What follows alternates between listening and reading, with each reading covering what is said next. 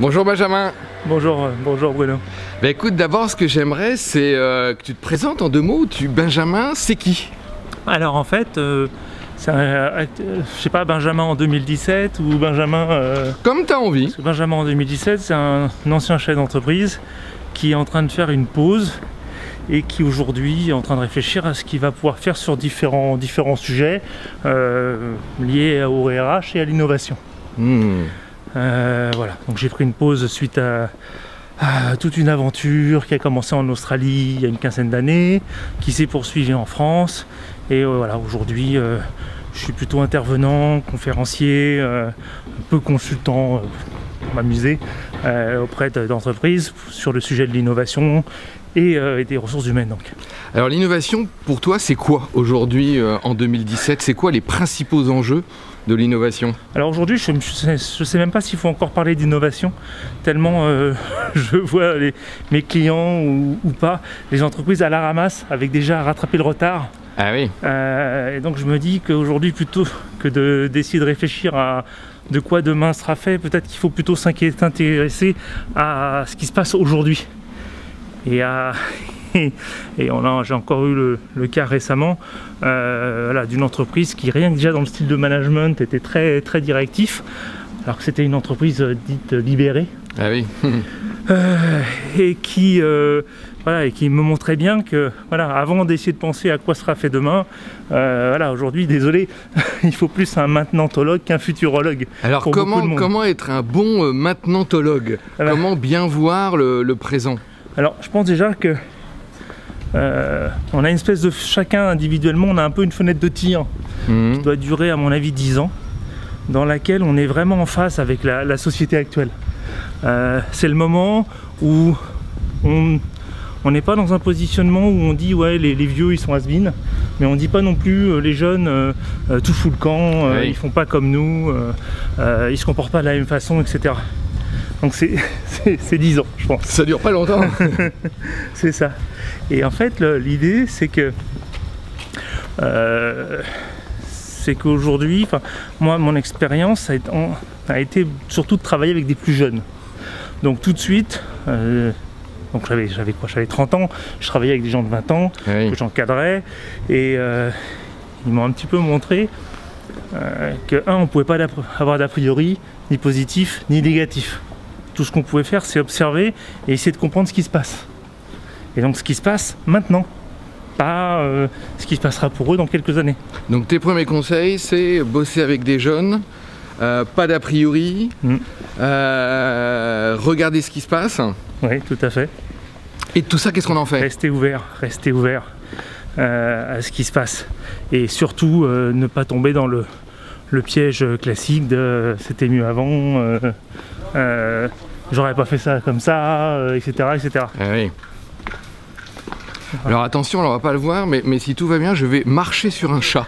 Je vais écraser un chat, qui est un chat futuriste, de toute évidence, qui n'a pas l'air très effrayé. Salut le chat. Ah ouais, non, il est très content. Le chat a chaud. Alors comment toi tu vois le présent aujourd'hui? Alors aujourd'hui, dans quel sujet, dans quel domaine? Qu'est-ce qui te marque? Qu'est-ce qui te marque? C'est quoi les grandes choses qu'il ne faut pas rater aujourd'hui par rapport à il y a 10 ans par exemple? Alors ce qui marque aujourd'hui plus directement, c'est le fait que les managers ne se sont jamais autant posé de questions, ne se sont jamais autant remis en question, même des dirigeants. J'ai l'impression que tout le monde a soit perdu sa confiance en soi, soit se rend compte enfin qu'il n'y a plus de recettes. Mais s'il n'y a plus de recettes, ça veut dire qu'il n'y a plus forcément de gourous ou de gens à suivre et plus forcément de direction bien claire à suivre. Donc je sais que c'est ton domaine préféré. Et là aujourd'hui, je suis face à des gens qui se posent des questions, qui sont prêts à se remettre en question, mais sans savoir quoi faire. Et là, on a du tout et du n'importe quoi. Et ça part dans tous les sens. Donc ça peut, voilà, ça peut bien tomber, ça peut mal tomber. Donc on parle aujourd'hui beaucoup de différents modèles d'organisation, on s'intéresse beaucoup au monde de demain, qui est en fait le monde d'aujourd'hui pour beaucoup d'entreprises. Parce que ça aussi c'est un sujet que tu connais bien. Quand on me pose des questions, on me fait intervenir sur à quoi ressemblera le monde de demain. Souvent je leur dis regardez ce qui se passe en Asie. vous allez voir, le monde de demain, il est là. Il est là, il est déjà là. Le gros camion blanc qui arrive aussi, il est là. Ah oui, alors après avoir failli écraser un chat, je vais moi-même me faire écraser par un grand camion blanc. Voilà, on repart dans l'autre sens, direction le parc Montsouris. Alors ce que tu me dis, c'est que si je comprends bien, aujourd'hui tu observes qu'il y a de plus en plus de gens qui voient que, je traduis, les cartes s'appliquent plus quoi. Globalement, ce qu'on connaissait, ce qu'on savait, s'applique plus, c'est bien ça? Oui, tout à fait. Et voilà. Et donc là, les gens avec qui je travaille se remettent en question. Par contre, il y en a également d'autres qui sont persuadés que les cartes qu'ils ont en main sont toujours valides, fonctionnent toujours. Une forme de déni. Oui, complètement. Et que ce sont les cartes des autres qui ne fonctionnent pas. Ah oui, très intéressant. Donc c'est pour ça qu'on m'appelle encore en 2017, imagine-toi, sur des sujets liés à la génération Y ou la génération Z. On m'appelle encore en me disant, alors on ne me le dit pas comme ça parce qu'aujourd'hui politiquement correct, mais en me disant quand même, j'ai un problème avec les jeunes, ils ne fonctionnent pas comme moi, venez m'aider à les gérer. Alors qu'est-ce que tu leur dis? Je leur dis oui, bien sûr, pas de problème, je vais vous aider, j'ai les clés, rassurez-vous, j'ai les clés, j'ai les recettes. Et puis une fois qu'ils m'ont invité, je ferme les portes à clé et je leur dis bon, alors en fait, je vous ai menti, je vais pas vous parler de ça, je vais vous parler de systèmes de valeurs qui sont en train d'évoluer et je vais vous expliquer pourquoi le vôtre, il a peut-être pas beaucoup évolué, il y a peut-être quelque chose à faire. Et les gens t'écoutent? Mais les gens m'écoutent. Les gens m'écoutent parce que je pars toujours évidemment de ce qu'ils connaissent et je vais graduellement vers l'inconnu entre guillemets. Donc par exemple, ce que je fais tout le temps en intervention, je commence toujours par leur poser la question « Qu'est-ce que vous pensez aujourd'hui de ?» Alors ça peut être des jeunes, des modes d'organisation, des modes de motivation, ça peut être de l'innovation, ça peut être de plein de choses. Qu'est-ce que vous pensez de? Et là, j'écoute. Ouais, donc du coup, ça te permet de partir de leur système de valeurs, de leur univers. Tout à fait. Et ensuite, je présente les différents systèmes de valeurs. Aujourd'hui, on sait qu'il y en a 6 dans l'entreprise. Ah, attends, dis-moi, alors les 6 en deux mots chacun. Alors, le premier, le plus ancien, classique, c'est évidemment la tradition. Oui.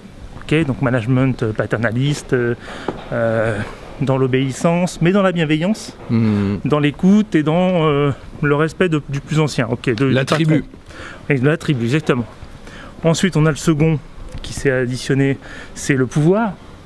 Donc le chef a raison, si le chef est chef, c'est qu'il y a une raison. C'est le dirigeant qui a nommé le chef, donc ça doit être quelqu'un de sérieux. Et donc on va écouter le chef. La pyramide, l'armée. En plein dedans. Ensuite, le troisième système de valeurs, c'est bien sûr l'ordre.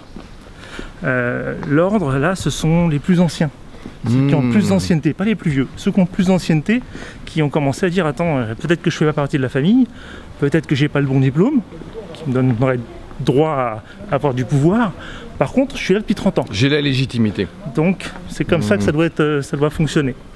Quatrième système de valeurs qui, lui, est arrivé, on va dire, dans les années 70-80, avec des gens qui ont considéré que c'était surtout le fait de ramener de l'argent qui était le plus important dans l'entreprise. Et donc, le système de valeurs, moi, je l'appelle succès, qui est basé sur des mots comme performance, compétence... Les bonus, les objectifs... Voilà, exactement. Et c'est également à ce moment-là, sur ce système de valeurs-là, que l'on a commencé à faire appel à des consultants, avec chaque année le nouveau consultant qui amène le nouveau mot à la mode, avec la nouvelle méthode scientifique de motivation, d'incentive, etc. Effectivement. Donc là, on se retrouve déjà avec 4 sur les 6. Donc tradition, pouvoir, ordre et succès. Et qu'est-ce qui s'est passé il y a 25 ans? Patatras.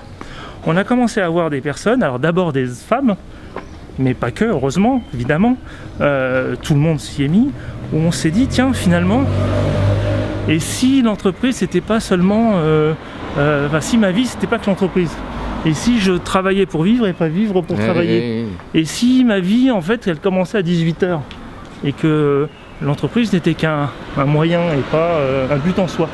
Ce qui, pour le coup, est une révolution beaucoup plus importante que les transitions précédentes d'un système à l'autre. Absolument. Parce que là, pour le coup, on remet vraiment en question sa place par rapport, sa vision du travail, sa place dans la vie en tant que professionnel, en tant que parent, etc. Et donc ce système de valeurs, je l'ai appelé, j'ai longtemps cherché, au début je l'avais appelé harmonie, mais ça faisait un peu trop hippie. Depuis je l'ai appelé équilibre, parce que c'est vraiment bien autour de l'équilibre de vie privée, vie professionnelle. Avec dans les années 90 de vraies questions qu'on se posait, notamment en France. En Australie à cette époque-là, le gouvernement a commencé à faire des publicités pour pousser les gens à partir en vacances, qu'ils ne partaient pas assez en vacances. Donc autour de cet équilibre. Et depuis quelques années, arrive un 6e système de valeurs, et celui-là on l'a pas vu venir, qui lui considère que l'équilibre c'est sympa, mais en fait c'est un dû. Que l'équilibre c'est bien, mais c'est pas suffisant. Et donc ces personnes-là vont dire, en fait, quand tu me parles d'équilibre, ça veut dire que tu as une vie privée et une vie professionnelle. Alors qu'en fait, moi je suis désolé, mais c'est compliqué de mélanger. C'est la même chose. Voilà. À moins d'être maçon et d'être sur un chantier la journée, donc là effectivement le soir tout va bien, on sépare.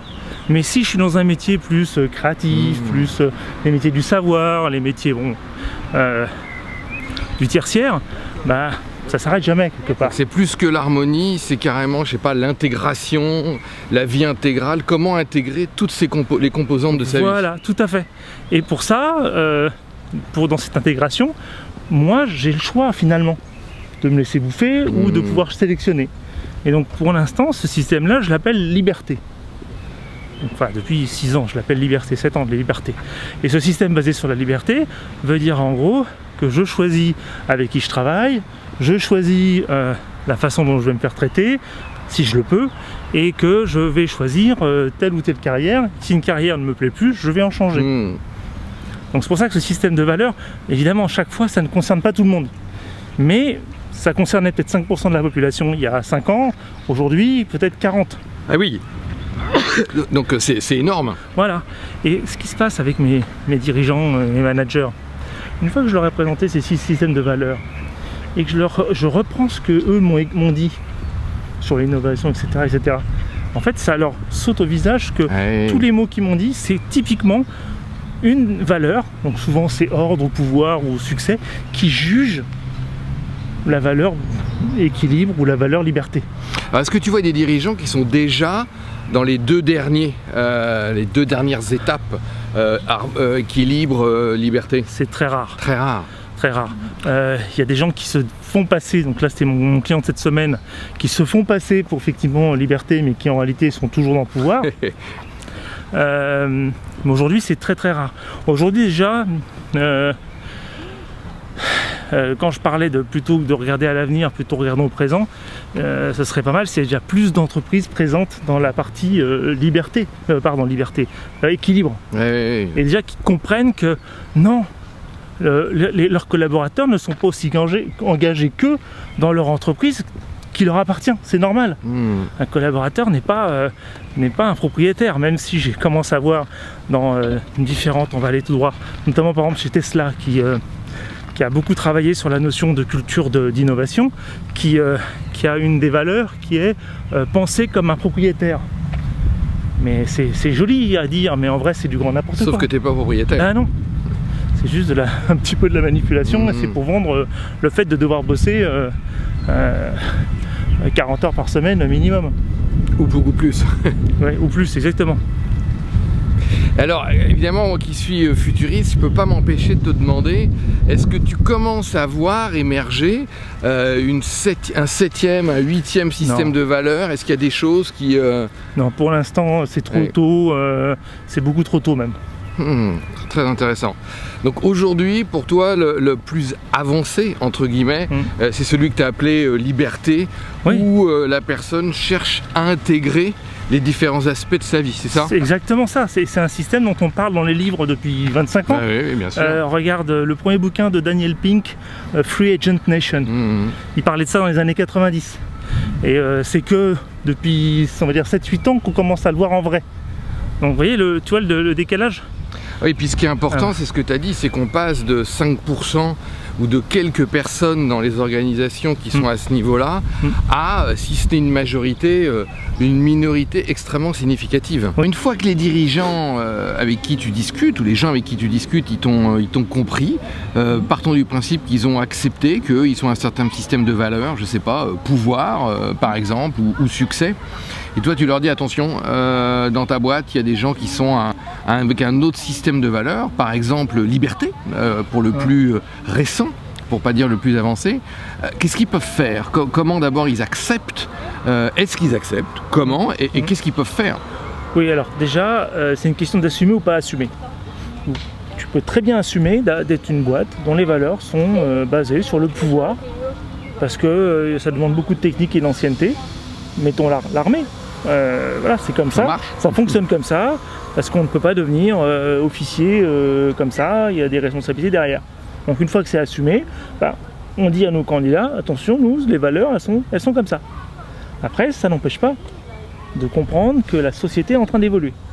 Et aujourd'hui, je n'ai connu qu'une seule entreprise, c'est Total, qu'une seule entreprise qui s'est posé la question de est-ce que nos valeurs actuelles, les valeurs que l'on a en interne, sont en phase avec la société.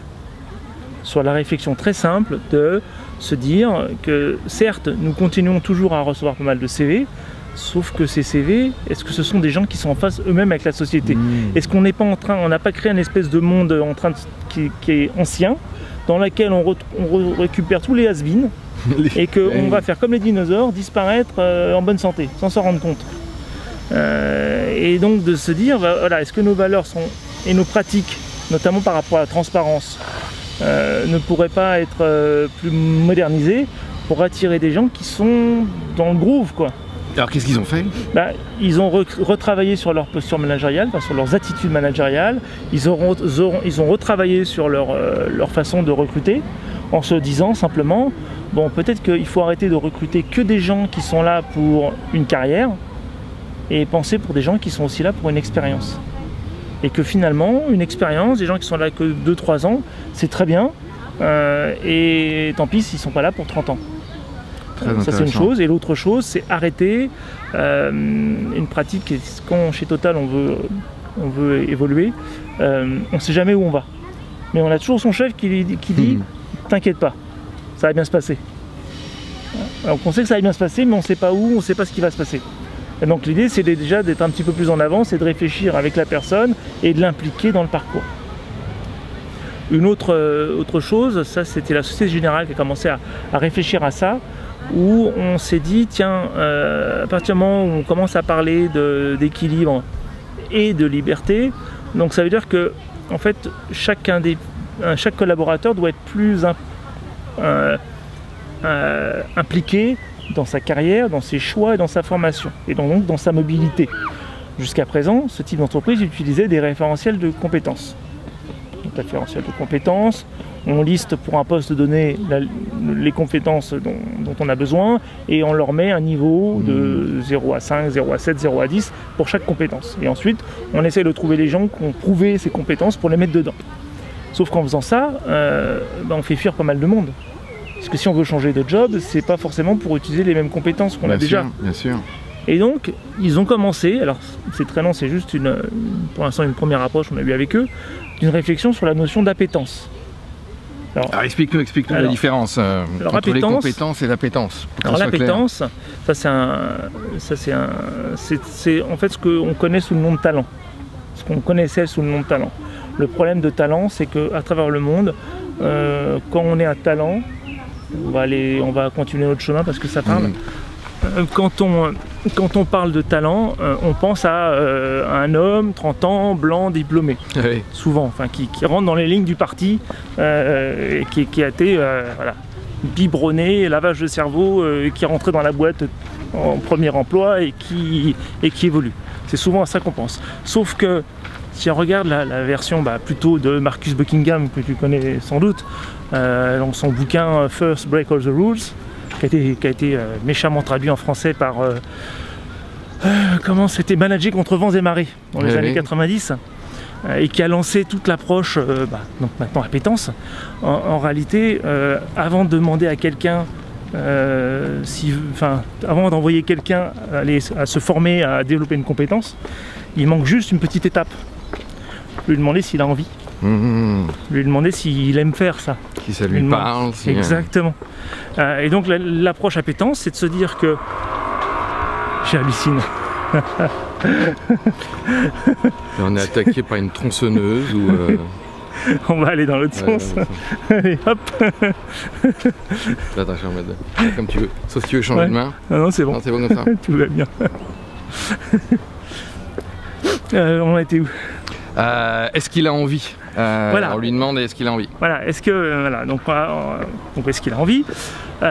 Et donc aujourd'hui l'appétence, on se dit que si on est capable d'identifier tes appétences, c'est forcément ça, comme ça va être plus facile pour toi et que ça correspond beaucoup plus à ton état d'esprit, à ta façon de penser, à tes centres d'intérêt, tu vas y trouver beaucoup plus de plaisir. Oui.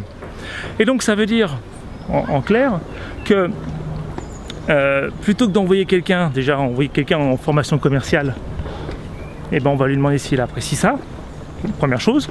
Seconde chose, on va arrêter de chercher chez les commerciaux des compétences de négociateur, close the deal, etc., etc. On va plutôt s'intéresser à quelles sont ses appétences et qu'est-ce que ça veut dire par rapport au métier de commercial. Parce que il peut y avoir des commerciaux qui vont être dans l'empathie, qui est une appétence, d'autres qui vont être dans la persuasion, qui est aussi une appétence, d'autres qui vont être dans le réseau, etc., etc. C'est-à-dire que finalement, un métier donné peut avoir pas une infinité parce qu'il n'y en a que 30 ou 35 des appétences, mais il peut avoir plusieurs appétences et qu'à chaque fois ça va donner une couleur différente au métier. Alors est-ce que je me trompe si je dis que c'est aussi dire qu'on ne s'intéresse plus uniquement au savoir-faire mais également au savoir-être de la personne, de qui elle est? Non, c'est le savoir, c'est l'avoir envie. L'avoir envie. Ouais, c'est même plus l'un ou l'autre, c'est l'avoir envie et voilà. C'est pas, ce serait plutôt entre l'avoir envie et le savoir-être. Bon. Trouvons un truc au milieu. Et là, ça ouvre un champ incroyable parce que à partir du moment où on a un certain jeu d'appétence, on peut réfléchir à tous les... Très clair, très clair. Regarde, alors, ce sont des cygnes australiens. Avec un bébé. Jules et Julien. Julien et Julia. Et ils ont eu un bébé. Ils en ont eu 2 l'année dernière, ils n'ont pas survécu. J'espère que celui-là... Trop cool. Ouais. Alors dis-moi, qu'est-ce que tu penses, tu l'as évoqué un petit peu tout à l'heure en parlant des entreprises libérées ou dites libérées. Alors comment tu vois l'émergence de ces nouvelles formes d'organisation, ou en tout cas de ce qu'on présente comme de nouvelles formes d'organisation, comme l'entreprise libérée, les entreprises turquoises ou autres formes d'organisation? Qu'est-ce que ça t'évoque? Alors, ça m'évoque une arnaque marketing, ça m'évoque une incompréhension totale et ça m'évoque... l'avenir éventuellement. Alors, le problème, développe.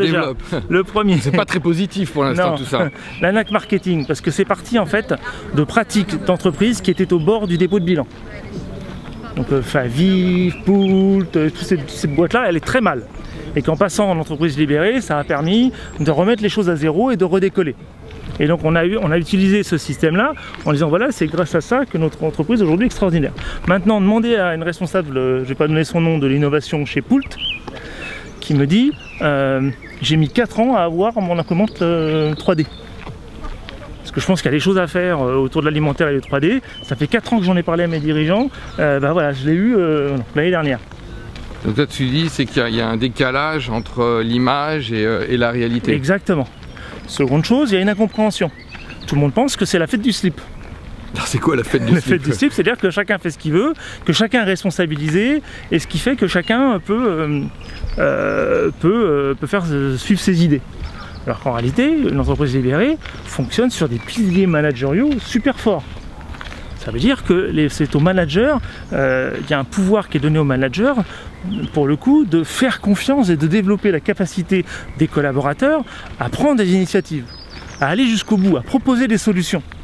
Et ça, pour ce que j'ai vu pour l'instant, c'est pas trop le... Ok, alors premier point, l'arnaque, c'est pas très positif. Alors les autres points que ça t'évoque? Tu as parlé de futur également. Oui, après, effectivement, il y a une autre chose, une autre incompréhension, c'est qu'on demande à des salariés de se comporter comme des non-salariés.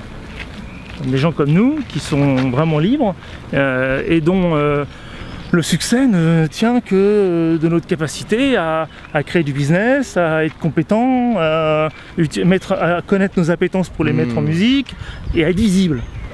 Là, on demande à des gens qui sont payés tous les mois de devenir plus que ça. Donc forcément, ça ne va pas à tout le monde. Et puis ensuite, ça peut fonctionner si vous êtes recruté dans cette idée-là. Parce que vous avez peut-être les appétences et on va vous identifier, on va recruter là-dessus. Mais pour ceux qui sont déjà dans ces entreprises pour lesquelles on impose ce système, bah, je trouve ça pas forcément toujours très juste. Après, oui, je pense que c'est aussi l'avenir. Parce que forcément... Le positif. Parce que forcément, de toute façon, le modèle descendant, c'est mort. De toute façon, le CDI, c'est mort. De toute façon, d'avoir quelqu'un qui vous dit quoi faire tous les jours et qui vient ensuite vous taper dans le dos en vous disant bravo, normalement, c'est mort. Donc oui, je suis d'accord que c'est un moyen pour atteindre le niveau d'après. Alors le niveau d'après, si tu devais le décrire en quelques mots, ce qui j'imagine n'est pas possible, mais comment tu décrirais, on a bien compris, c'est pas l'entreprise libérée ou ce qu'on appelle l'entreprise libérée pour toi. Alors c'est quoi l'étape d'après, les grandes lignes? Alors l'étape d'après, j'ai longtemps réfléchi. Au début, j'étais vraiment persuadé que l'étape d'après, ça allait être le cinéma. C'est quoi ça? C'est-à-dire qu'à n'importe quel moment, n'importe qui dans l'organisation pouvait avoir une idée et s'auto-organiser en équipe autour des appétences dont il a besoin et compétences pour mener son projet à bien. Et que c'est une organisation en fait qui est sans forme fixe et qui se réorganise en tout le temps. Donc comme le système du cinéma sur lequel un réalisateur a un nouveau projet, donc qui a été financé par un producteur, et le réalisateur va travailler en même temps avec des gens avec qui il a déjà bossé avant et qui il a confiance. Voilà, c'est pour ça que souvent on retrouve les mêmes qui travaillent sur la lumière, etc. Oui. Mais en même temps des petits nouveaux ou des gens qui lui sont imposés par le producteur. Et donc je m'étais dit tiens, c'est peut-être le système le plus efficace qui pourrait fonctionner. Alors tu utilises le passé, ça veut dire que tu n'y crois plus? Non, j'y crois plus vraiment aujourd'hui parce qu'on est encore trop proche, parce que ça peut pas, toujours pareil, il y a ceux à qui on va recruter pour participer à ce genre d'organisation et ceux qui sont déjà dans l'organisation. Et c'est pour ça que pareil, pour l'entreprise libérée, je suis sûr que c'est une idée géniale, mais dans ce cas-là, on commence de zéro. Et on recrute des gens en leur disant voilà, on va créer une entreprise libérée. Comme ça. Et donc, j'ai besoin que toi, tu sois tout le temps prêt à amener des solutions, résoudre les problèmes avant même qu'ils se posent, que tu sois prêt à prendre des décisions même si c'est pas ton job, tant que voilà, ce genre de choses. Alors attends, tu m'as dit à quoi tu croyais pas, tu m'as dit à quoi tu croyais plus, alors à quoi tu crois encore? Voilà. Ou à quoi tu crois pour l'avenir? Bah, moi je crois que... Là, trop bien. Non, moi je crois aujourd'hui qu'il y a une vraie réflexion autour du salariat. Il y a une vraie réflexion autour de l'éducation qu'on doit donner aux lycéens, aux collégiens par rapport à ce qui va les attendre dans l'avenir pour arrêter déjà de former des salariés. On n'a plus besoin de salariés. Ça c'est une première chose. Une seconde chose, je pense aussi qu'il y a beaucoup de travail à faire en France au moment de l'intégration. L'intégration étant là où on crée l'engagement et l'arrivée des gens. L'arrivée des gens et où on les positionne dans un club, dans une aventure humaine qui existe déjà. Donc pour l'instant, là j'ai pas de solution pour la suite, j'ai des solutions par où il faut commencer pour qu'il y ait un changement qui soit visible dans 10 ans. D'ailleurs j'ai fait plusieurs interventions, tu peux regarder sur No One is Innovant, la chaîne YouTube, tu verras, j'ai fait une intervention dans un collège dans laquelle j'ai présenté aux collégiens la vidéo de Ken Robinson. Ah oui. Il explique que, attention, c'est le système, c'est l'éducation qui vous forme à ne plus être créatif. Donc en disant aux collégiens, prenez du recul par rapport à ça et gardez vos rêves pour le plus longtemps possible et restez créatif, restez bizarre et continuez à faire les choses de façon étrange. Alors, vas-y. Non, j'ai encore deux questions. Alors, la première, ou l'avant-dernière, c'est comment tu te vois, toi, dans 10 ans? Tu es où? Tu fais quoi? Tu vis comment? Comment tu te vois dans 10 ans? Je sais pas, 10 ans c'est trop loin. aujourd'hui, nous, enfin moi en tant qu'indépendant aujourd'hui, comme je l'étais en tant que chef d'entreprise et peut-être le rôle de n'importe quel salarié, c'est toujours de préparer son job dans 2-3 ans. Donc aujourd'hui, je suis en train de plutôt de préparer mes 50 ans, en train de préparer mon métier d'après. Voilà. Donc là, mon métier d'après aujourd'hui, c'est d'arrêter d'être consultant, parce que moi c'est dirigeant, et aujourd'hui, même si j'utilise mon expérience de dirigeant pour être consultant, c'est bien, mais sauf que consultant, c'est pas forcément les meilleurs qui sont les plus connus, c'est surtout les plus visibles. Là, j'ai 2-3 exemples de gens qui sont assez incroyables dans la façon dont ils se sont fait connaître, mais derrière, ils me donnent beaucoup de travail parce que les résultats n'y sont pas. Pas de nom, pas de nom. Surtout pas. Et donc aujourd'hui, mon objectif, c'est d'utiliser mon expérience pour recréer des outils qui peuvent être accessibles aux dirigeants, aux managers et aux consultants pour les aider à se réinventer, se remettre à la page, imaginer l'avenir, repenser leur business model, etc. etc. Génial. Donc, alors, dernière question. C'est quoi tes 3 conseils pour être future ready? C'est comme les télés HD ready. Tes 3 conseils si tu voyais un ami de ton âge ou plus jeune et tu dis voilà, faut que tu fasses attention à ces 3 trucs si tu veux être prêt pour l'avenir, pour te préparer à l'avenir. Toujours approfondir quelque chose, enfin toujours rester ouvert à la nouveauté. C'est-à-dire qu'à partir du moment où tu commences à penser, ou quelqu'un te dit, ou tu lis quelque part, ça n'arrivera jamais, dès qu'il y a le mot jamais, tu enquêtes là-dessus parce qu'il y a des chances qu'il va se passer un truc. Ça, c'est la première chose. Donc restez ouvert à l'inconnu. À l'inconnu, et surtout quand les gens disent que non, ça n'arrivera jamais. Génial, génial. Voilà. Seconde chose, c'est ne pas s'emballer sur des choses qui commencent à bouger, mais voilà. Donc tout à l'heure, on parlait de